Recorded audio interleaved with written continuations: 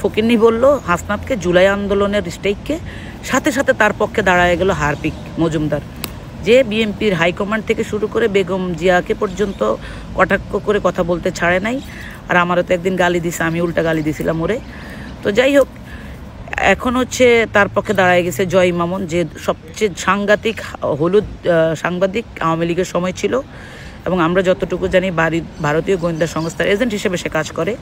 আরও অনেকেই আছে, এরা দাঁড়ায় গেল রুমিনের জন্য। তাহলে আপনাদের বুঝতে হবে রুমিনের পাশে কারা আছে এবং তার ব্যাকগ্রাউন্ডে কারা কাজ করে। গত 17 বছর বিএনপির পক্ষে যে কথাগুলো বলছে, ওগুলো ছিল তার রাজনৈতিক বক্তৃতা, তার নিজের অবস্থান পরিপক্ক করার জন্য এবং আওয়ামী লীগের ইনফরমেশন পাস করার জন্য। এটা অনেকেই বলে, আমি বলি না। তো যাই হোক, ওনার এমপি হওয়ার পিছনে অনেক ঘটনা আছে।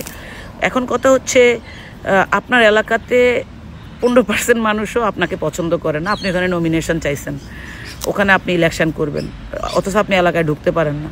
তাহলে আপনি বুঝেন যারা ফকিন্নিদেরকে মেনটেন করে তাদের অবস্থানটা। আজকে আমরা যারা বাংলাদেশের রাজনীতি করি, থার্ড ওয়ার্ল্ডের একটা কান্ট্রি আমাদের দেশ, এখানে ফকিন্নিদের সাথে আমাদের বেশি কমিউনিকেশন করতে হয়, কারণ হচ্ছে এখানে মধ্যবিত্ত ফ্যামিলি বেশি, এলিট সোসাইটি মাত্র 13%, আমি যতটুকু জানি। তো এই 13%-এর মধ্যে সবাই তো রাজনীতি করে না, এদেরকে দিয়ে তো বাংলাদেশ চলবে না। We have to talk with ফকিন্নি, we have to talk with ছোট জাতি দূরের সাথে।